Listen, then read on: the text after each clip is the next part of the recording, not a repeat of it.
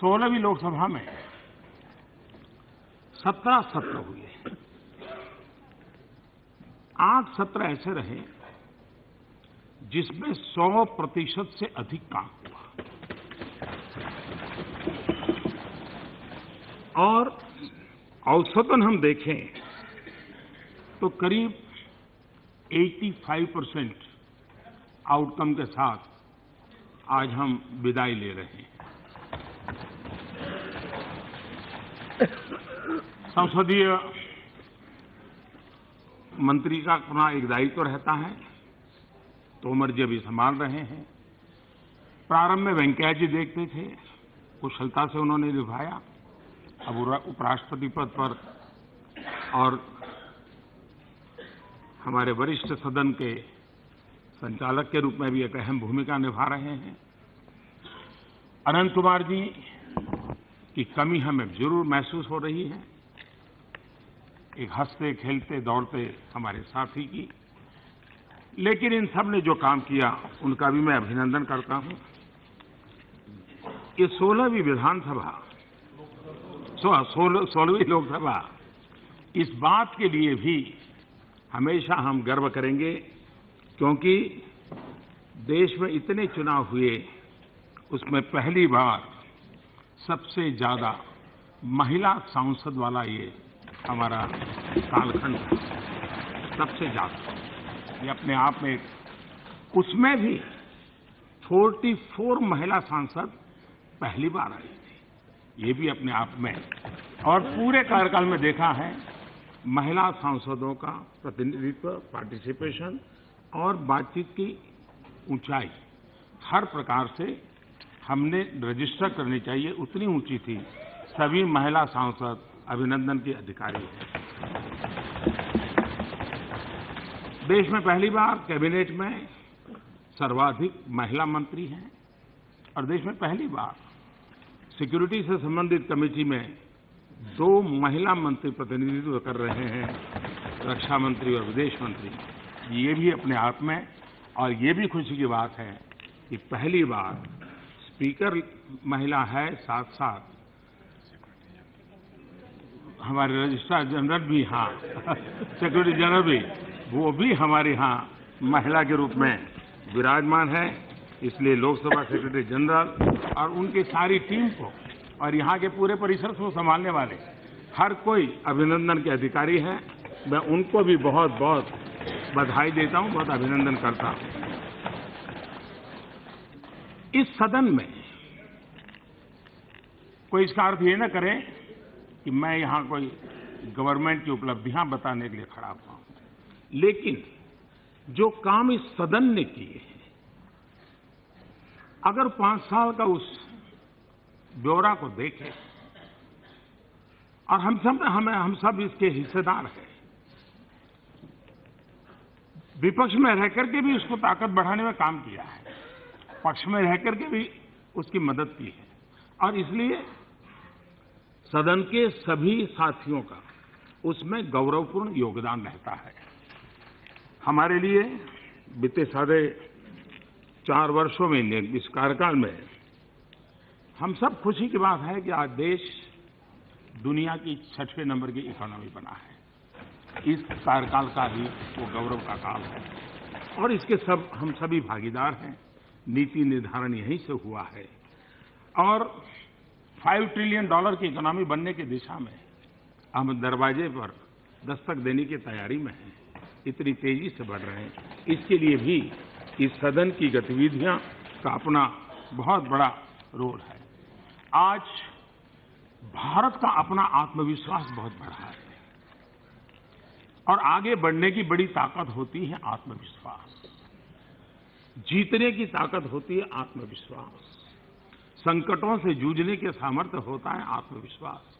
आज देश आत्मविश्वास से भरा हुआ है।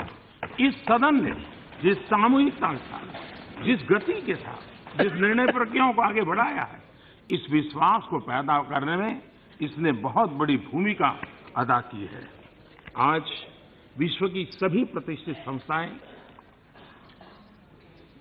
विश्व मान्य संस्थाएं भारत के उज्जवल भविष्य के संबंध में बिना हिचकिचाहट एक स्वर से उज्जवल भविष्य के संबंध में अपनी संभावनाएं बताते रहते हैं। और ये देश के लिए स्वाभाविक रूप से यही कालखंड रहा है कि भारत डिजिटल वर्ल्ड में अपनी जगह बना चुका है,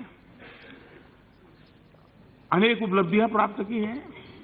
ऊर्जा के क्षेत्र में, ऊर्जा बचत के क्षेत्र में भारत ने, दुनिया जब ग्लोबल वार्मिंग की चर्चा कर रही है, उस ग्लोबल वार्मिंग के जमाने में यह देश है जिसने इंटरनेशनल सोलर अलायंस को लीड किया।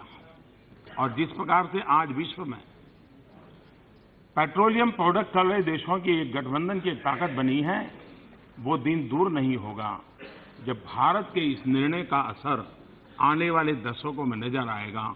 उतनी ही ताकत के साथ इंटरनेशनल सोलर अलायंस एक ग्लोबल वार्मिंग के खिलाफ की लड़ाई, पर्यावरण की रक्षा की चिंता, लेकिन दुनिया को एक अल्टरनेट जीवन देने की व्यवस्था, ये करने में मैं मानता हूं ये कार्यकाल अपनी बहुत बड़ी भूमिका अदा कर रहा है। स्पेस की दुनिया में भारत ने अपना स्थान बनाया है, लेकिन अधिकतम सैटेलाइट लॉन्च करने का काम इसी कार्यकाल ने दुनिया के लिए भारत की हमारी एक ताकत को बढ़ा रहा है। एक लॉन्चिंग पैड के रूप में आज विश्व के लिए भारत एक डेस्टिनेशन बना है। वो इकोनॉमिक एक्टिविटी का भी एक सेंटर बनता चला जा रहा है। मेक इन इंडिया की दिशा में, मैन्युफैक्चरिंग के क्षेत्र में भारत आज आत्मनिर्भरता के साथ आगे बढ़ने की दिशा में कई कदम उठा रहा है। वैश्विक परिवेश में आज भारत को गंभीरता से सुना जाता है। और कभी कभी मैं कहता हूं, लोगों को भ्रम होता है कि भी मोदी हैं या सुषमा जी हैं, इसके कार्यकाल में दुनिया में हमारी इज्जत बहुत बढ़ गई है, दुनिया में वाहवाही हो रही है। और वो कहते होंगे लोग, लेकिन रियलिटी जो है वो और है। जिस रियलिटी का मूल कारण है पूर्ण बहुमत वाली सरकार। दुनिया पूर्ण बहुमत वाली सरकार को रिकॉग्नाइज करती है। 30 साल का बीच का हमारा कालखंड वैश्विक परिवेश में इस कमी के कारण देश को बहुत नुकसान हुआ है। 30 साल के बाद 2014 में, क्योंकि जब उस देश का नेता जिसके पास पूर्ण बहुमत होता है, वो जब दुनिया के किसी भी नेता से मिलता है तो उसको मालूम है कि इसके पास मैंडेट क्या है और उसकी अपनी एक ताकत। इस बार मैंने 5 साल अनुभव किया है कि विश्व में देश की एक स्थान बना है और उसका पूरा यश न मोदी को जाता है न सुषमा जी को जाता है, 125 करोड़ देशवासियों के 2014 के उस निर्णय को जाता है। उसी प्रकार से इसी कार्यकाल में विदेशों में अनेक संस्थाओं में भारत को स्थान मिला, विदेशों में सुना गया। अब हम देखें बांग्लादेश, इसी सदन ने सर्वसम्मति से लैंड डिस्प्यूट का सॉल्यूशन किया। ये बहुत बड़ा काम किया है। भारत विभाजन से विवादास्पद और बांग्लादेश बनने के बाद संकट के रूप में चला आया, लेकिन उसका समाधान भी इसी सदन ने किया। और मैं समझता हूं कि हमारी अपनी एक विशेषता रही है कि हमने मिलजुल कर इस काम को किया और दुनिया को सर्वसम्मति का संदेश, दुनिया को बहुत बड़ी ताकत देने वाला संदेश गया है। और मैं इसके लिए सदन का विशेष रूप से आज फिर से आभार व्यक्त करना चाहता हूं, सभी दलों का आभार व्यक्त करना चाहता हूं।